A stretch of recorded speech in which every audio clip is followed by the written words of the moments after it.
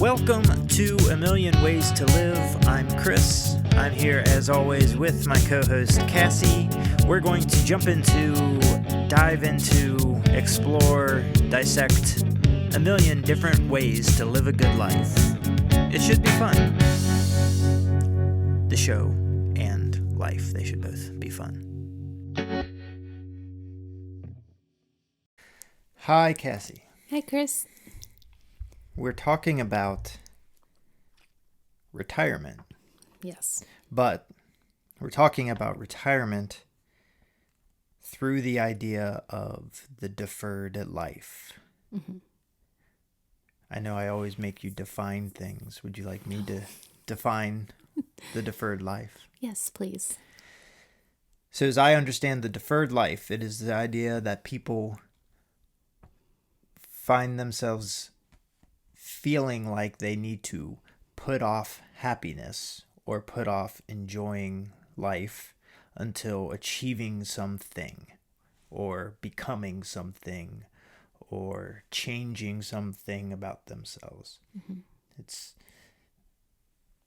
in the case of retirement, feeling like they have to work a miserable job for their entire life, saving, putting money away, in hopes that someday they'll be able to retire and then they can be living happy and living life. Mm-hmm.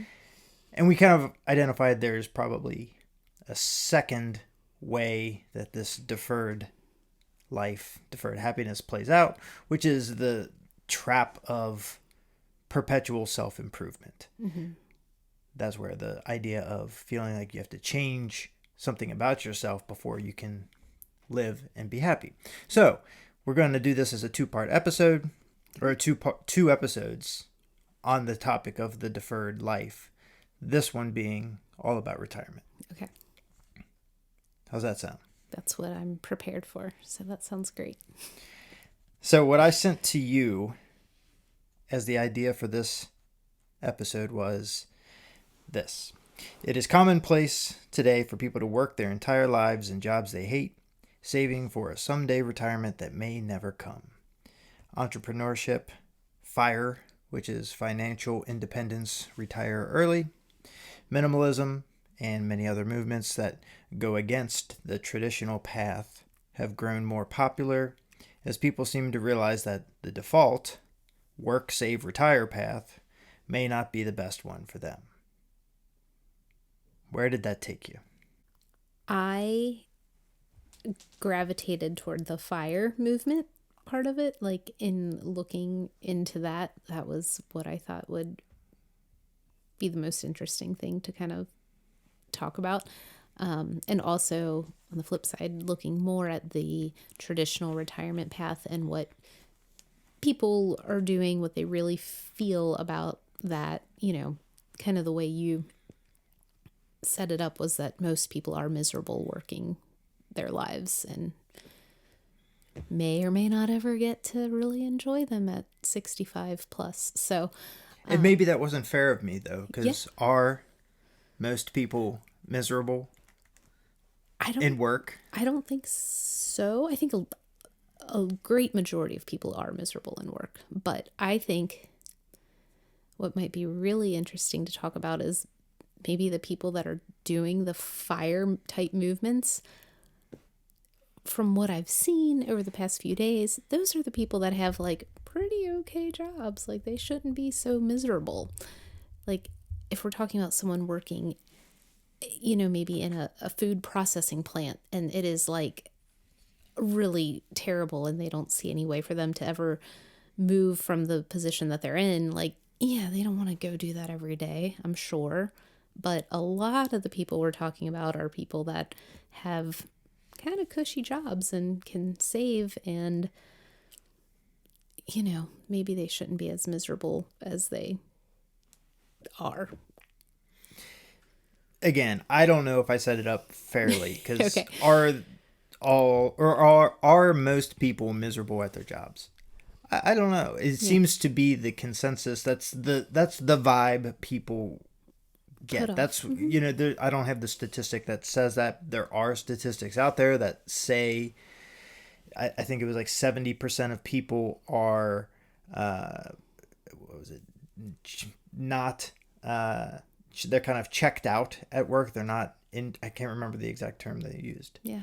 And 15% of people are actively disengaged from their work, which is like 85% of people are kind of like neutral to totally disengaged at work.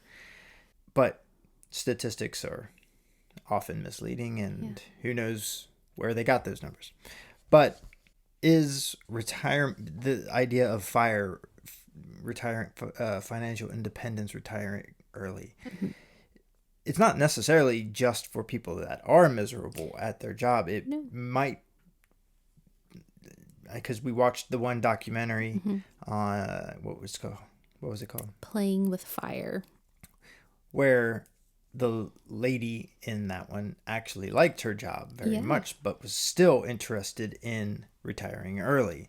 Yes. And maybe that says more about the nature of jobs and how they're set up these days. The standard is 40 hours, working 5 days to get 2 days off. Maybe it says more about that structure of work than the work length itself. Of time we the work. Structure of work might be what makes a lot of people feel trapped in it, because it doesn't leave a lot of time for anything else. Yeah, I agree. And going back to that documentary real quick, they had just had a child and thought, oh boy, we don't have any time. And we've been there and are still there. It's difficult to find time. So I think while most people might not be completely miserable with work, having more time is really the bigger issue. So the solution is, well, retire. Then I'll have more time. So I watched the Netflix series Money Explained. Okay. They had one episode that was about retirement. Yep. And it was mostly about the financial aspect of retirement and how most people are unprepared, and what vehicles are out there, IRAs and 401ks, and where those came from and who set those up. But the most interesting part of that whole thing was, to me, this one scene that kind of painted the picture that work is supposed to be miserable, or work is miserable. That's a given. Work is a miserable thing. Because the scene in question that I'm mentioning here, they just made the comment that the worst case scenario was for failing to save for retirement was that we'd have to work until we die. And they showed this gravestone, and they had this ominous sound effect play, and just that statement, we would have to work until we die. Oh, the horror. Yeah. Says it all. It says that, well, that's a bad thing. Yeah. Work must be terrible if the worst case scenario for not saving for retirement means we have to work until we die. But why does it have to be terrible? Why does work have to be miserable? And that's what comes back to this whole idea of the deferred life. Do we have to work and be miserable and save and save and save, invest, hope it grows, and that we don't retire when the market's down? Yeah. And then we can be happy. Yep. Why does work have to be miserable? Why do we assume that work is miserable? Or why do we assume that it has to be miserable? Why is it just a given that we're not going to like this, but we have to do it? Yeah. Why is it like that? Tell me. I wish I knew the answer. I think probably because for a long time, for most of history, like I was saying, some jobs are pretty terrible. So physical manual labor that breaks your body down, like no one wants to do that till they die. So if you're thinking of people from, the 1800s, early 1900s, like they're thinking, I'm going to have to do this thing that is killing me and miserable forever. So I think just through the years, work has become something that's terrible. And then even as jobs got in the office, we have like the American like work ethic of you're not working hard enough if you're not working 40, 50, 60 hours a week. So I think it's a lot of like self-imposed pressure that does make it awful, unnecessarily. I think work has a bad rap. I think, the cheesy, like, you'll never work a day in your life if you do what you love. Is that what it is? Something like that. Love what you do. Love what you do. You never work a day in your life. Yeah. It's just that's not possible for every single person, I don't think. But most people wind up in careers that they feel like they're doing the thing that they should do, and therefore they're not happy. So that's why work, I think, is miserable. Why isn't it possible for everyone? You said that you don't think it is possible for everyone to be happy in work. Why not? Because of some of the jobs that have to be done for society to function. I don't think that all of them, maybe there's just people that do like kind of like mindless, laborious activity, but I don't know that there's a lot of people like that, but there's a lot of jobs like that. So, have I told you about the Pathless Path with Paul Millard? I feel like I've heard of that, but I don't. The Pathless Path is a book by Paul Millard. He was a business consultant, taking a normal path of college, prestigious job, made his goal in salary that he had thought was like making it when he was younger. He said, if I make $100,000 a year, that's it. I've done it. I made it. And he made that and then some, but was never happy. Mm-hmm. And at some point he decided to explore alternative paths. Mm-hmm. So he has this idea of default path versus alternative paths, or in this case, the pathless path. But the default path, I think he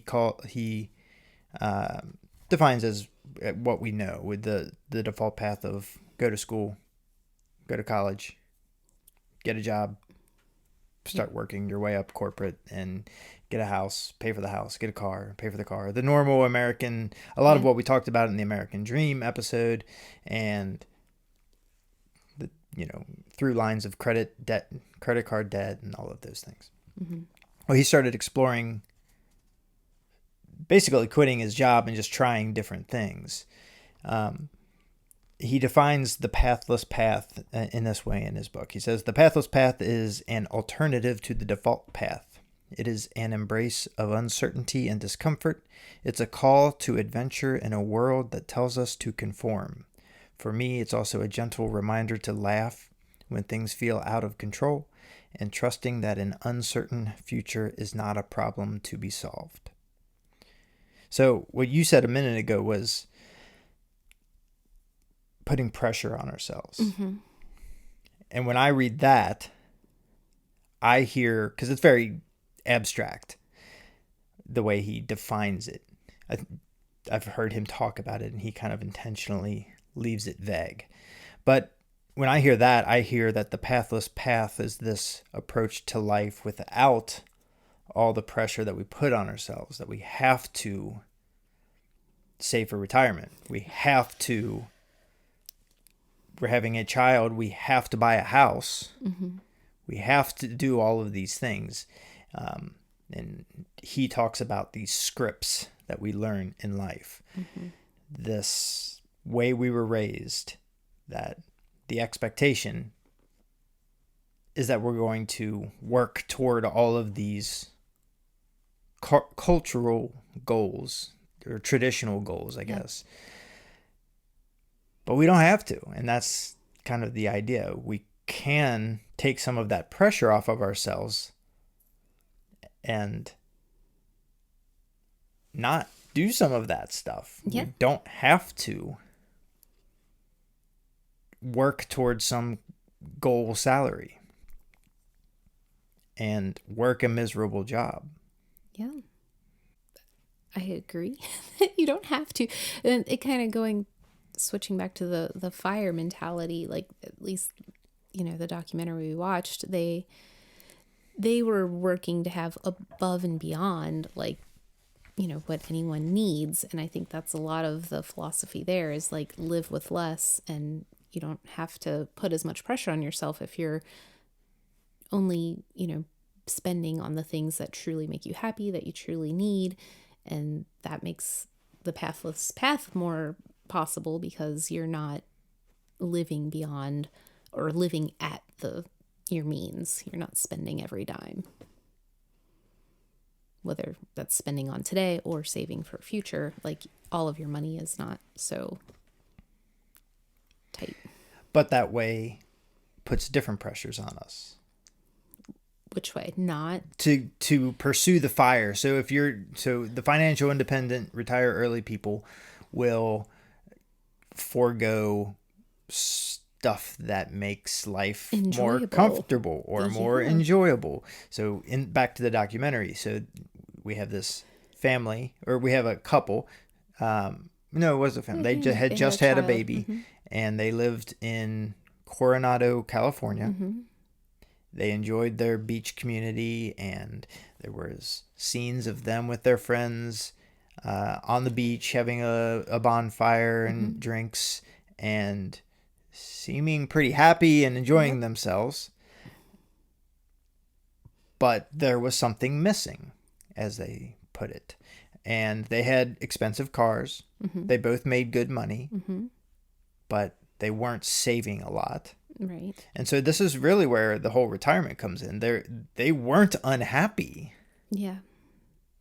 But this looming thing called retirement was saying, hey, don't forget, you're going to have to do this for the rest of your life. Which in their case was be happy. Have a nice house. But they didn't have cars time. and friends. So what they didn't have was, like, they were working the 40+ hour weeks, just had the baby, and they didn't have time to spend the amount of time that they wanted to spend with their new child. Yeah.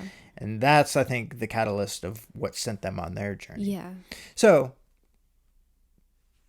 to not be judgy to them, okay, they made a choice. They said, okay, we'd rather have time with our baby than this cushy life that they had admitted they enjoyed. Yeah, yeah. So it's trade-offs. Yeah. I think that's something you need to decide like 10 years before you have a baby, because they were like, admittedly, the mom was like, I don't have any more time. She's not really going to get that extra time till the baby's 10 or 12 years old. I mean, so it's like, but you can always change your mind too. Yeah, I mean, yeah. But you're still like, because I very much know that feeling of being a new mom and like wanting to spend way, way, way more time with your kid. But you can't then just decide, oh, I wish I would have saved a bunch of money so that I didn't have to work. But again, that's just redefining retirement there. So it's just moving that marker up and saving money for something, a different in retirement. The future. Yeah, exactly. It's kind of the same idea. So I think I think finding happiness and fulfillment in your current life is really the key here, is not deferring your happiness for some future date. But the time aspect is hard. I will give everyone that. Like, it is hard to find the time to do the things you want to do. So it may be the fire documentary, what was the name again? Playing with Fire. Isn't a great example, because they didn't really, now that we're talking it out, defer happiness. They just redefined what was going to make them happy. Because, so some more notes I have on the Pathless Path guy. I have the entire idea of retirement from work is based on the premise that people someday want to stop what they're doing. Mm-hmm. So it again presumes that what they're doing is unpleasant. That work is unpleasant. Mm-hmm. And that's just the idea that I have a hard time with. I don't know why it has to be like that. I think I have more of an answer now. Okay. I think it's because it's not a choice.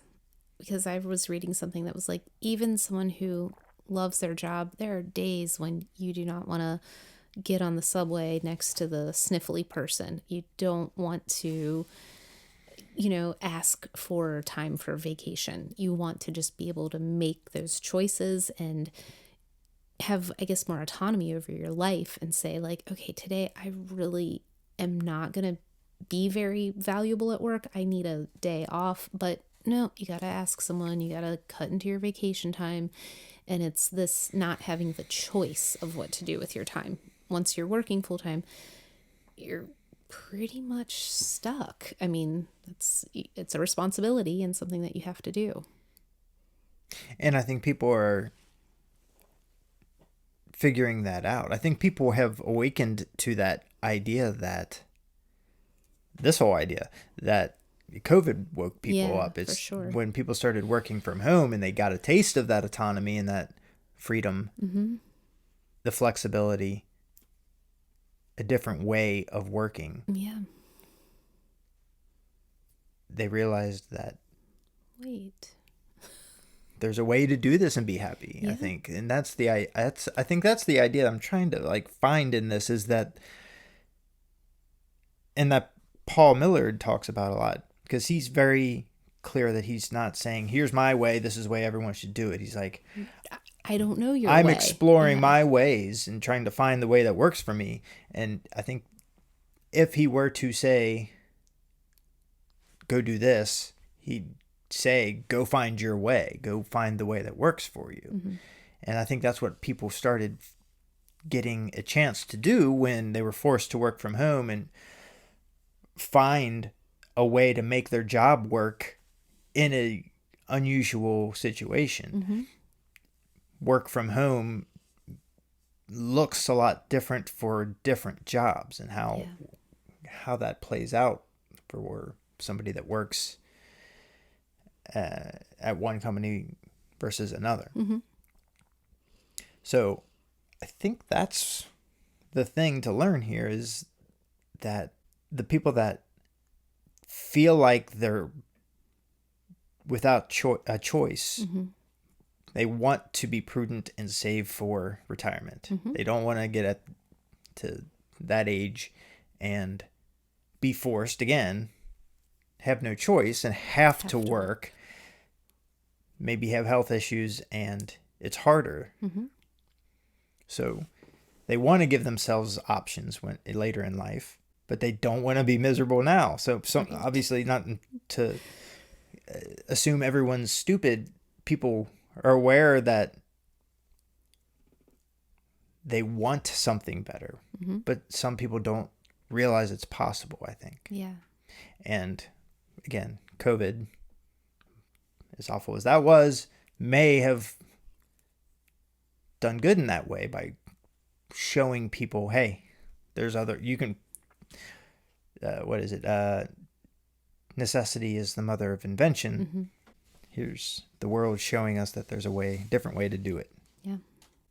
All right, so I have a few questions that aren't for you necessarily. They're just to think about. questions to throw into the air. Okay.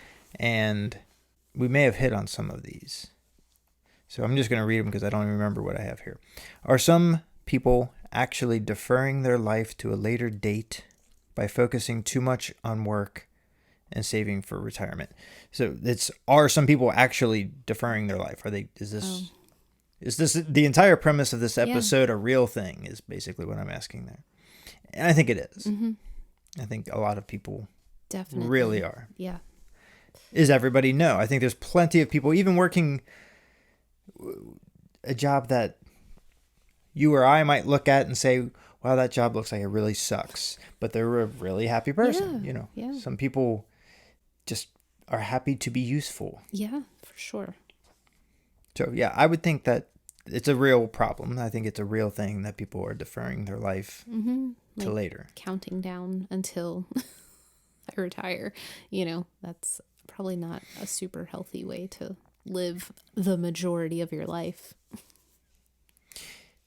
Does work, we've asked this, but I don't know if we've answered it. Does work have to be awful? No. I don't think so either. Is there an optimal mix of planning for the future while enjoying today? I think so. Yeah, I these really are do. like these are like seem like softball questions, yeah. but if they're softball questions, then why isn't everybody happy? I don't know. That's kind of the. I do know. I mean, there's so many things that go into it. I think, it's complex. It is complex, but yeah, I think that it's totally possible. I think,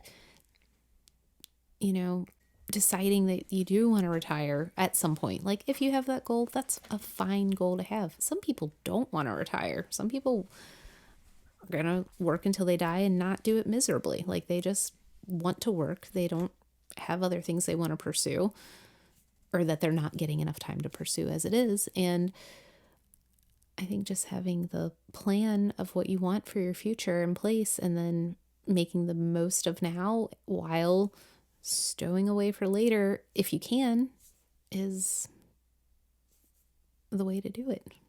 If that's what you want, if you're clear on your future goals, I think that's important. So should people that are unhappy at work quit and find something that makes them happy? Absolutely. If it's possible, if you're the sole provider for a family of 5 and people aren't going to eat because you're not working because you're trying to figure out what you want to do, don't quit tomorrow. Maybe don't quit tomorrow, but try to make a plan, take steps in the direction so that you are not living the next 30, 40 years just waiting to be done working. So don't look at it as hopeless. So yeah, if one feels like they're stuck, be assured anybody can find a way to do something that doesn't make them miserable. I mean, I might sound like way too glass half full, but I think so. I think there's a lot of opportunity, but that's coming from someone who's had a lot of opportunity. And it's hard. It's not easy. I mean, but I think the thing that the Pathless path is good at pointing out is it's not just about I have to find the dream job. Yeah. That's one alternative path, but there's a lot of alternative paths.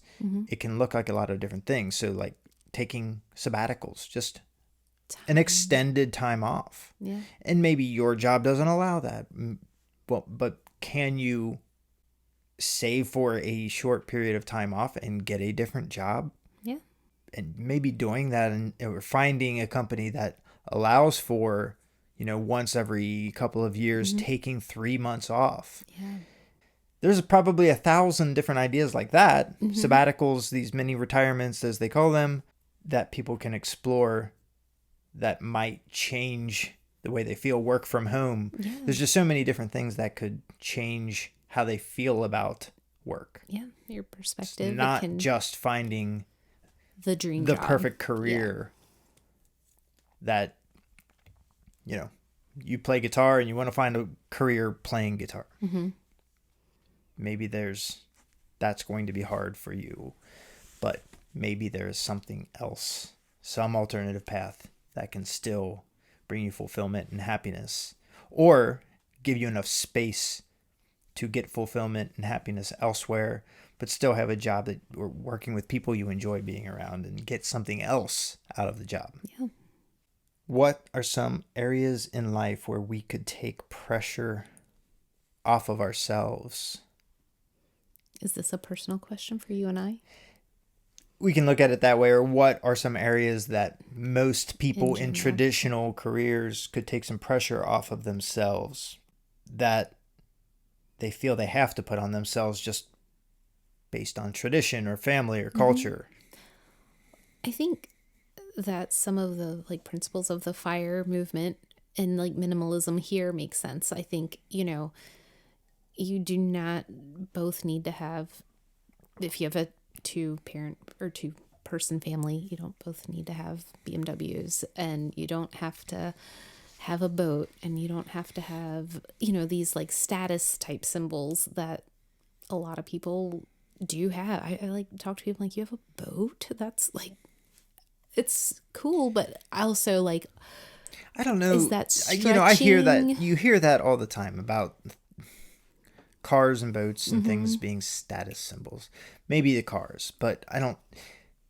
Do people buy boats as a status symbol? Maybe they buy the next model up as a status symbol, but no, I think if you're gonna buy boats as status symbols. I don't know. I think they just want to go have fun, and maybe they're spending recklessly on the boat, but I don't know if it's a status symbol. I think it's an indulgent.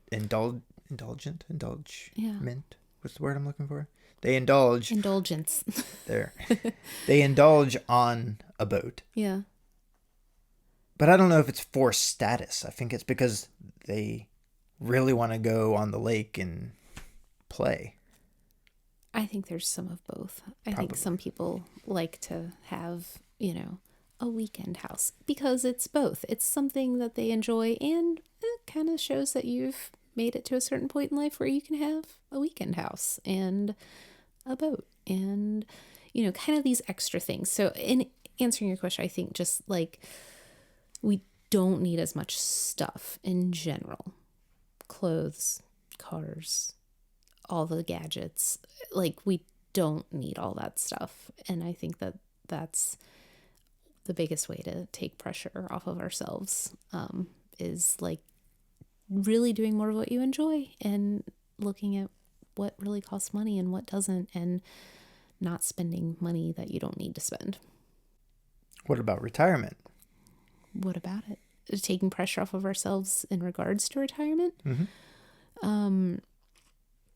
Well, if you do the first thing I said, then you'll have more money to put away for retirement if that's your goal. And I think looking at retirement as more of the financial independence piece of just having the option there to have some financial security for the future, whether you work forever or don't work forever, but having money just in case, you have a health problem or your spouse dies and you're left as a single bread. I think there's just, it provides security, so therefore takes some of the pressure off. But what about somebody that is closer to scraping by than... and the pressure that they would they're feel putting pressure on themselves to save for retirement. And let's say they want to be responsible, but they also want to take a vacation. YOLO. So that's what I'm saying. What pressure does one take off themselves? Yeah, that's a really... Which leads me to the question. next question. Okay. What guidance do we give our kids on this topic? Oh. It's going to be a totally different world by then. Well, it is. Because actually, yeah, maybe we don't talk about it to truly. the kids because, well, AI is going to take most of the jobs. So hopefully we have universal basic income by the time. And they can just be artists. We can't even get universal health care. So we're going to have universal basic income? When the robots do all of our jobs. And then the government just pays us to be artists. Yeah. That's what our children will do. Okay. I mean, that'd be cool. Let's see. All right. Anything else you have on the topic? I think having these talks when people are young are important. Like, truly. because most kids don't have any idea of, not kids, I mean kids going into college even, like of when they should start saving.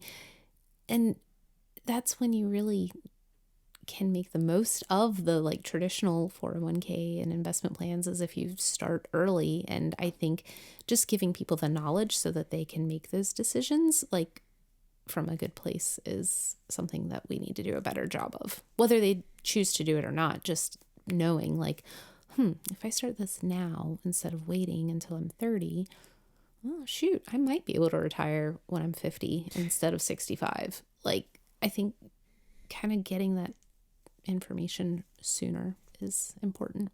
Yeah, you hear that a lot, that schools don't teach personal finance. Mine didn't. I don't recall ever going through any in high school or college. Yeah. I mean, college would have been, I guess, you choose that class. But but then I do hear people pop up and say, "Oh no, mine does." Okay. So I think there are schools out there that have, whether they maybe there's just good school districts that have always done that, or there's some that are catching on and starting to do that. Surely, though, it's not all of them. I agree with you. That would be a great thing for kids to know. If I start now, then I only have to put so much away, because the sooner you start, the more it compounds. Typically, when you have a lot less pressure in life, you don't have a mortgage and kids and things yet. And I was really good at saving money when I was younger, but I didn't save it in the right way. So, well, the topic was deferring life for retirement. And I think this is a strong statement that I'm about to make, but I stand by it. Deferring enjoyment of your life is stupid. I think it's a strong statement, but I agree and stand by you, and will remind you of that. So a lot of when people you need reminded. Yeah, and everybody does from time to time. Yes. A lot of people will be quick to say, "But you don't know my situation." Right, of course. But we only get one life, and you don't know if you're going to live till you're 65. You don't. Right. It's crazy. So that's the very first thing I read was it is commonplace today for people to work their entire lives in jobs they hate, saving for a someday retirement that may never come. Yeah. Either they don't save enough, and they don't get to retire, or they die before they retire. Or the market's down at just the wrong time. Yeah. The wrong time. Or, a family member gets sick, and there goes your savings. Yeah. You have to pull it out early because of healthcare. Yeah. That's another conversation. So, yeah. Deferring enjoyment of your life is stupid.